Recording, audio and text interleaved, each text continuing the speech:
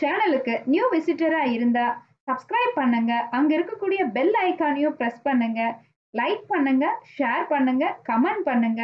உங்களுடைய வேல்யூபிளான சஜஷன்ஸும் ஃபீட்பேக்கும் எங்களை எப்பவுமே என்ரிச்சோட பெஸ்ட் வீடியோஸ் போடுறதுக்கு ரொம்ப சப்போர்ட்டிவா இருக்குங்க. ஸோ இந்த சேனல்ல கண்டினியூஸா எங்களுக்கு சப்போர்ட் பண்ணுங்க. வாங்க நம்ம வீடியோக்குள்ள போலாம். Hi friends, this is Sumathi Ravichandran. எல்லாரும் எப்படி இருக்கீங்க? நல்லா ப்ரிப்பேர் ஆகிட்டு இருக்கீங்களா? இன்னைக்கு வீடியோ பார்த்தீங்கன்னா ரொம்ப ஸ்பெஷலாக ஒரு மோட்டிவேஷ்னல் கொடுக்குற மாதிரி ரொம்ப இன்ட்ரெஸ்டிங்கான ஒரு வீடியோங்க. இது யாரை பற்றின வீடியோ அப்படின்னு பார்த்தீங்கன்னா, என்னுடைய நண்பர் வினோத்குமார். அவர் ஒரு பள்ளியில் லேப் அசிஸ்டண்ட்டாக இருந்து அதுக்கப்புறம் எப்படி ஒரு குரூப் 2 சர்வீஸ்குள்ளே என்ட்ரு ஆனார், அவருடைய வாழ்க்கை வரலாறு அவர் ரொம்ப அழகாக எக்ஸ்பிளைன் பண்ணியிருக்காருங்க. கண்டிப்பாக இந்த காம்படிட்டிவ் எக்ஸாமுக்கு படிக்கக்கூடிய மாணவர்களுக்கு இந்த வீடியோ ஒரு இன்ஸ்பைரிங் ஸ்டோரியாக இருக்குங்க. கண்டிப்பாக அப்கமிங் டேஸில் நிறைய நோட்டிஃபிகேஷன்ஸ் வரப்போகுதுங்க. ஸோ எக்ஸாமுக்கு ப்ரிப்பேர் ஆகக்கூடிய ஒரு நிமிடத்தை கூட வேஸ்ட் பண்ணக்கூடாதுங்க. இந்த வீடியோலிங்க மிஸ்டர் வினோத்குமார் தன்னுடைய பள்ளி பருவத்தில் தொடங்கி கல்லூரி காலம் முதல் அவர் சென்னைக்கு எப்படி தனியார் துறையில் வேலை செஞ்சு அதுக்கப்புறமா ஒரு போட்டித் தேர்வுக்கு தயாராகி எப்படி சக்ஸஸ் ஆனார் அப்படிங்கிறதா இந்த வீடியோவில் அவருடைய எக்ஸ்பீரியன்ஸை அவரே வாய்மொழியின் மூலமாக உங்களுக்காக ஷேர் பண்ணுறாருங்க. இவருடைய ஸ்டோரி நிறைய பேர்த்துக்கு ஒரு புத்துணர்ச்சியை கொடுக்குங்க. இன்னைக்கு எல்லாத்துக்கிட்டையும் மிஸ் ஆகக்கூடிய விஷயம் அப்படின்னு பார்த்தீங்கன்னா செல்ஃப் கான்ஃபிடென்ட், தன்னம்பிக்கை. அந்த தன்னம்பிக்கையை இந்த வீடியோ பார்த்ததுக்கு அப்புறம் வினோத்குமாரனுடைய எக்ஸ்பீரியன்ஸ் கண்டிப்பாக உங்களுக்கு நிறையவே கொடுக்கும் அப்படின்னு நம்புகிறேங்க. இந்த வீடியோவை ஸ்கிப் பண்ணாமல் முழுசையும் பாருங்கள். சுமதி ரவிச்சந்திரன் சேனலை சப்ஸ்கிரைப் பண்ணாமல் வீடியோஸ் பார்க்குறீங்கன்னா மறக்காமல் சப்ஸ்கிரைப் பண்ணி உங்களுடைய லைக்ஸ் அண்ட் கமெண்ட்ஸையும் எப்பொழுதும் எங்களுக்கு ஷேர் பண்ணுங்க ஃப்ரெண்ட்ஸ். மிஸ்டர் வினோத்குமாரனுடைய ஸ்பீச் பார்ட் 1 பார்ட் 2 அப்படின்னு சொல்லி 2 வீடியோ அப்லோட் பண்ணுறேங்க. ஸோ அதனுடைய முதல் பார்ட் இன்னைக்கு அப்லோட் பண்ணியிருக்கோங்க ஃப்ரெண்ட்ஸ். வீடியோவை பாருங்க. ஹாய் ஸ்டூடெண்ட்ஸ், என் பேர் வினோத்குமார். நான் பார்த்தீங்கன்னா இப்போது சென்னையில் வணிக வரித்துறையில் ஒரு உதவியாளராக ஒர்க் பண்ணிகிட்ருக்கேன். நான் இந்த அளவுக்கு வர்ற காரணங்கள் பார்த்தீங்கன்னா ஒரு மிக நீண்ட நெடிய பயணமாக இருக்கும். நான் என்னோடய வாழ்க்கை வரலாறு கண்டிப்பாக உங்கள்கிட்ட நான் ஷேர் பண்ணுறேன். நான் எப்படி இந்த அளவுக்கு வந்தேன், நான் பட்ட கஷ்டங்கள் என்ன. ஸோ ஏன் நான் இதெல்லாம் உங்கள்கிட்ட நான் சொல்லணும்னு விருப்பப்படுறேன்னா, என்ன மாதிரியே கண்டிப்பாக ஒவ்வொரு ஸ்டூடெண்ட்டுமே ஒரு டிஎன்பிஎஸ்சி படிக்கிற ஸ்டூடெண்ட் கண்டிப்பாக இருப்பீங்க. அவங்களுக்கு பார்த்திங்கன்னா என்னோடய வாழ்க்கை, நான் கஷ்டப்பட்ட அந்த ஒரு நிலைமைகள் கண்டிப்பாக நீங்களும் எதிர்கொள்வீங்கிறது எனக்கு தெரியும்.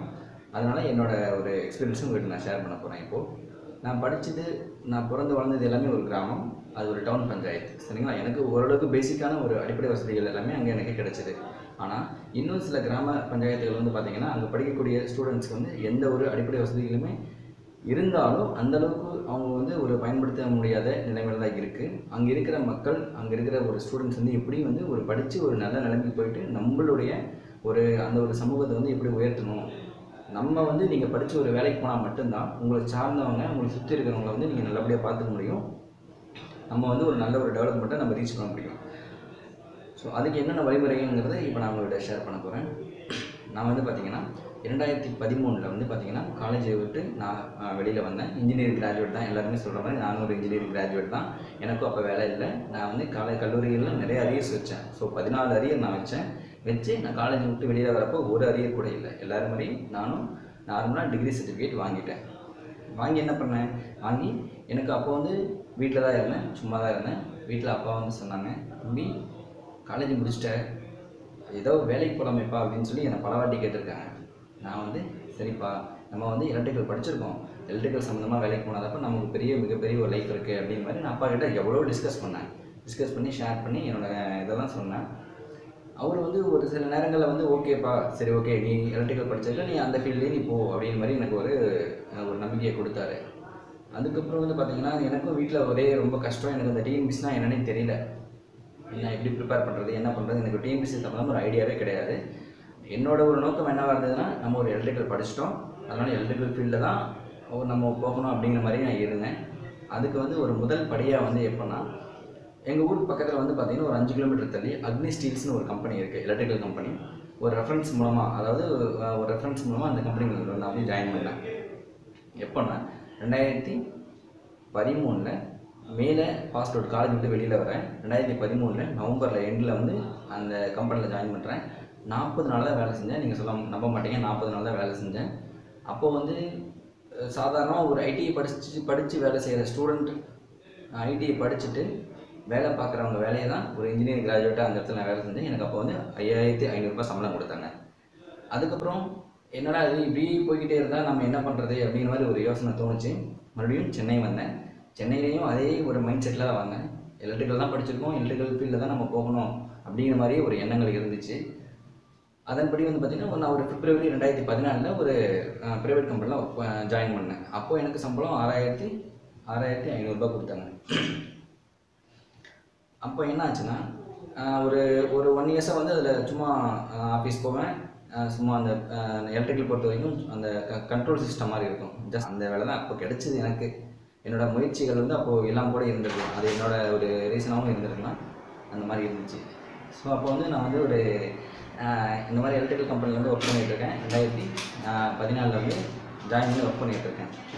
ஸோ அந்த 1 இயர் போயிடுச்சு. 2014 ஃபுல்லாகவே டோட்டலாக வந்து அந்த மாதிரி எலக்ட்ரிக்கல் கம்பெனிலேயே முடிஞ்சிச்சு. 2015 வரேன்.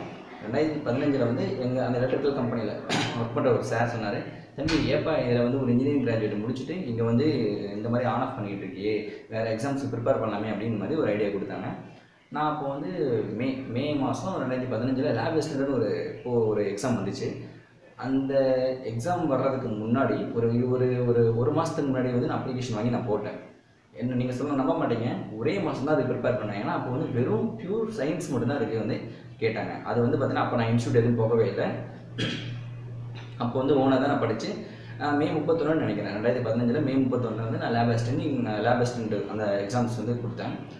அதுக்கப்புறம் 2015 கொடுத்துட்டு எனக்கு ஒரு டிஎன்பிசின்னு அப்போ தான் என்ன ஏதுன்னு தெரிய வருது. எனக்கு ரொம்ப கொஞ்சம் ஆர்வம் அதிகமாகிடுச்சு.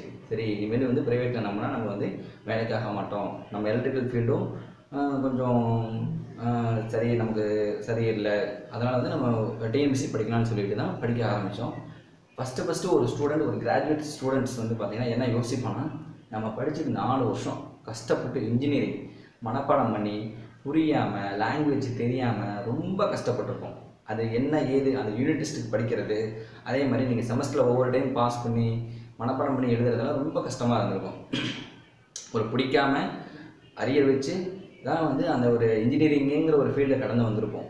ஆனால் நீங்கள் டிஎன்பிசிக்குள்ளே வரப்போ நம்ம அவ்வளோ வருஷம் கஷ்டப்பட்டு படிச்சுட்டு ஒரு டிஎன்பிசிக்குள்ளே வரப்போ நீங்கள் என்ன யோசிப்பீங்கன்னா, அவ்வளோ எக்ஸாம்ஸு அந்த எலக்ட்ரிக்கல் சம்மந்தமாக படிச்சுட்டு நீங்கள் ஸ்கூல் புக்ஸை படிக்க வேண்டிய ஒரு சூழலுக்கு நம்ம வருவோம். ஸோ அந்த நேரங்கள் வந்து எப்படி இருக்குன்னா, நமக்கு வந்து சம்மந்தமே இல்லாத மாதிரி இருக்கும். அங்கே வந்து பார்த்திங்கன்னா நான் படித்த வரைக்கும் எலக்ட்ரிக்கல் மோட்டார்ஸ் மெஷின்ஸ் இப்படி படிச்சிருப்பேன். ஆனால் இங்கே வந்து பார்த்திங்கன்னா பாபர், அக்பர், ஹுமாயூன் இப்படி படிக்கிறதா இருக்குது. அதனால் வந்து பார்த்திங்கன்னா கொஞ்சம் உங்களை வந்து நீங்கள் சாக்ரிஃபைஸ் பண்ணிக்கணும். அதனால் வந்து ஃபஸ்ட்டு நீங்கள் டிஎன்பிசிக்குள்ளே தயாராகணுன்னாவே நம்ம வந்து இதுதான் படிக்க போகிறோம், நம்மளோட இலக்கு நம்ம ஒரு குரூப் 1 போஸ்டிங் வாங்கணும், ஒரு துணை ஆட்சியர் வாங்கணுங்கிற ஒரு இலக்கோடு நீங்கள் டிஎன்பிசிக்குள்ளே வாங்க. அப்படி வரப்போ ஓகே இப்போ லேப் அசிஸ்டன்ட் வந்து நான் வந்து எக்ஸாம் கொடுத்துட்டேன். 2015 உங்களுக்கு நல்லா தெரியும், சென்னை ஃப்ளட்டு. ஓகே அதே மாதிரி உங்களுக்கு டெஸ்ட் பேட்சுங்கிறது ரொம்ப முக்கியம். ஒரு ஸ்டூடெண்ட் வந்து எந்த பொசிஷனில் இருக்காங்கிறது வந்து பார்த்தீங்கன்னா அவனோட டெஸ்ட் பேட்ச் மட்டும்தான் தீர்மானிக்கும். அவன் வந்து எவ்வளோ பேர்த்தோட போட்டி போடுறான், அந்த போட்டியில் அவன் எத்தனாவது ரேங்காக வெளியில் வரான், அப்படி தான் வந்து அதுதான் வந்து உங்களை வந்து ஒரு அடுத்த எக்ஸாம்ஸுக்கு தீர்மானிக்கும். ஸோ 2015 ஃபுல்லாகவே நான் அப்போ தான் ஜாயின் பண்ணி ஒழுங்காக படித்து வெளியில் வரேன். 2016 மேல வந்து பார்த்திங்கன்னா எங்களுக்கு வந்து கோச்சிங் எல்லாமே கிளாஸஸ் எல்லாமே முடிஞ்சிருச்சு. ஸோ அதுக்கப்புறம் வந்து பார்த்திங்கன்னா 2016 வந்து பார்த்திங்கன்னா குரூப் 4 எக்ஸாம் வருது. 2016 வந்து பார்த்திங்கன்னா நான் வேலையை ரிசைன் பண்ணுறேன். இந்த கோச்சிங் போனது இது எல்லாமே வந்து பார்த்திங்கன்னா வேலையில் இருந்துக்கிட்டே போனேன். எனக்கு வந்து மிகப்பெரிய ஒரு எப்படி நான் ப்ரிப்பேர் பண்ணேங்கிறது உங்களுக்கு நான் சொல்லி ஆகணும். நான் வந்து ப்ரைவேட்டில் ஒர்க் பண்ணுவேன். எனக்கு 8 மணி நேரம் வேலை. பக்கத்துலேயே வந்து பார்த்திங்கன்னா ஒரு 5 கிலோமீட்டரில் லைப்ரரி இருக்கும், அண்ணா செஞ்சுரி லைப்ரரி இருக்கும். அதை விட்டுட்டு ரூம், நான் ரூமில் 8 மணி நேரம் இருப்பேன், லைப்ரரியில் ஒரு 8 மணி நேரம் இருப்பேன், அதே மாதிரி நான் ஒர்க் பண்ணுற இடத்துல ஒரு 8 மணி நேரம் இருப்பேன். டோட்டலாக 24 ஹவர்ஸ் தான் இருக்கும். ஓகேங்களா? இது ஒவ்வொரு இந்த மாதிரி இந்த டைம் வந்து நீங்கள் எப்படி யூட்டிலைஸ் பண்ணணும்னா கொஞ்சம் ஹார்ட் ஒர்க் பண்ணி தான் ஆகணும். நேரம் வந்து ரொம்ப ரொம்ப ரொம்ப முக்கியம். அது வந்து ஒரு வேலையில் இருந்துகிட்டே படிக்கிற ஸ்டூடெண்ட்டுக்கு வந்து பார்த்திங்கன்னா அவங்களோட கஷ்டங்கள் ரொம்ப அதிகமாக இருக்கும். ஏன்னா நீங்கள் இப்போ நானும் என் ஃப்ரெண்டும் ஸ்டே பண்ணியிருந்தோம். சமையல்லாம் வந்து நானே தான் பண்ணேன். காலைல 4 மணிக்கு எந்திரிப்பேன், 4:30க்கு எந்திரிப்பேன், நான் சமைப்பேன், சில நேரங்கள் வந்து பார்த்தீங்கன்னா சமைச்சிட்டு ஆஃபீஸ் போகிற மாதிரி இருக்கும். 8 மணி ஷிஃப்ட்னா 8 மணி ஷிஃப்ட்டு போகிற மாதிரி இருக்கும். அங்கேருந்து ஒரு 8 மணி நேரம். ஸோ கிட்டத்தட்ட ஒரு 2-3 மணிக்காட்ட வந்து அங்கேருந்து லைப்ரரி போவேன். லைப்ரரி முடிச்சுட்டு கீழே நைட்டு வந்து 9 மணிக்கு மறுபடியும் வந்து பார்த்தீங்கன்னா நைட்டு மட்டும் சமைப்பேன். ஸோ காலையில் நான் சமைக்கிறது காலையிலையும் சாப்பிடுவேன், மதியம் சாப்பிடுவேன். ஸோ இந்த மாதிரி சில விஷயங்கள் சாக்ரிஃபைஸ் பண்ணிக்கணும். நீங்கள் சாப்பாடு இல்லைனா கூட பரவாயில்ல, அம்மா ஹோட்டல் இருக்குது. அப்போ எல்லாம் எனக்கு ரொம்ப வந்து ஒரு யூஸ்ஃபுல்லாக இருந்துச்சு. அம்மா ஹோட்டல் வந்து பார்த்தீங்கன்னா நீங்கள் அப்போதைக்கு எமர்ஜென்சிக்கு நீங்கள் வாங்கி சாப்பிடலாம். ஸோ இந்த மாதிரியெல்லாம் வந்து நீங்கள் கஷ்டங்கள் வந்து பட்டு தான் ஆகணும், வேறு வழி இல்லை. ஒரு டிஎன்பிஎஸ்சி ஸ்டூடெண்ட் உள்ள வந்துட்டிங்கன்னா உங்களோட படிப்பு தான் உங்களோட நோக்கம். எனக்கு தெரிஞ்சவங்க வந்து ஒருத்தவங்க வந்து சொல்லியிருக்காங்க, நீ கோயிலில் பொங்கல் சாப்பிட்டுட்டாவது நீ படிக்கணும், படித்து நீ வேலை வாங்கணும், ஏன்னா அப்படின்னா தான் அந்த வேலையோட மகத்துவம் அதோட அருமை உனக்கு தெரியும்னு சொல்லியிருக்காங்க. அதனால் நீங்கள் படிக்கிறதுக்கு எந்த அளவுக்கு வேணாலும் இறங்கலாம் அப்படிங்கிறது என்னோட தாழ்மையான கருத்து. இப்போது குரூப் 4 எக்ஸாம் வருவோம். 2016 குரூப் 4 எக்ஸாம் வரேன். ஸோ குரூப் 4 எக்ஸாம் வந்து நவம்பர் 8ன்னு நினைக்கிறேன். நவம்பர் 8ஆம் தேதி 2016 குரூப் 4 எக்ஸாம் நடக்குது. அதில் நான் வந்து ஓகே நான் ஓரளவுக்கு படித்து முடிச்சுட்டேன். படித்து முடிச்சுட்டு வந்து பார்த்தீங்கன்னா எக்ஸாம்ஸ் கொடுக்குறேன். கொடுத்துட்டு பிப்ரவரியில் ரிசல்ட் வருது. பிப்ரவரி 2017 சம்திங்கில் ரிசல்ட் வருது.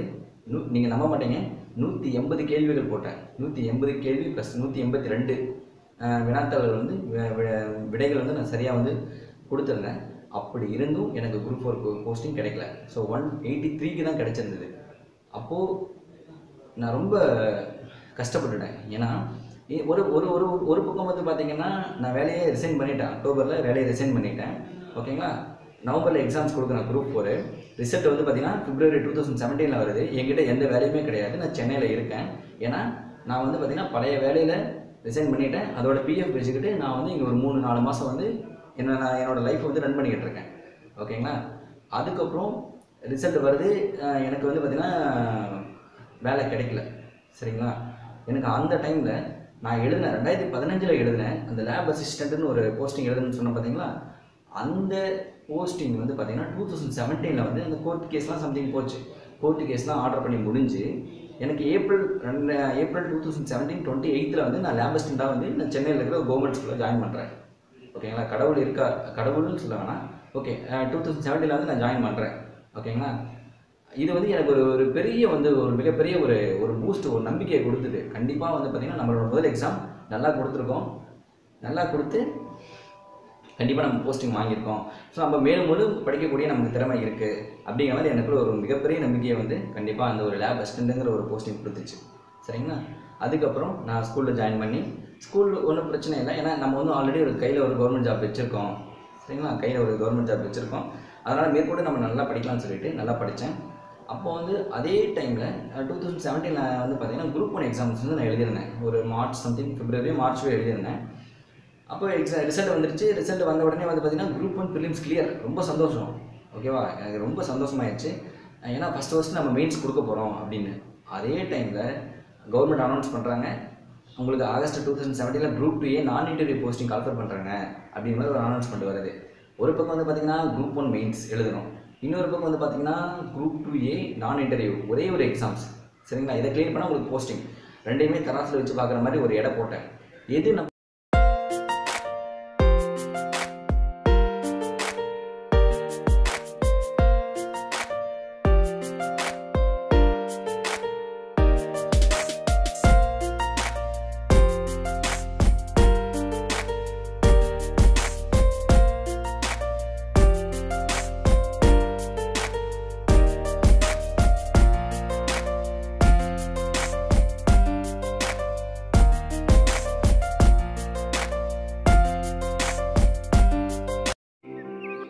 நீங்க என்னோட இன்ஸ்டாகிராம்லயோ இல்ல ஃபேஸ்புக்லயோ நீங்க என்ன ஃபாலோ பண்ணலாம். சோ உங்களுக்கு நம்ம வீடியோஸ்னுடைய அப்டேட் வந்து நம்ம அதுல போஸ்ட் பண்றோங்க.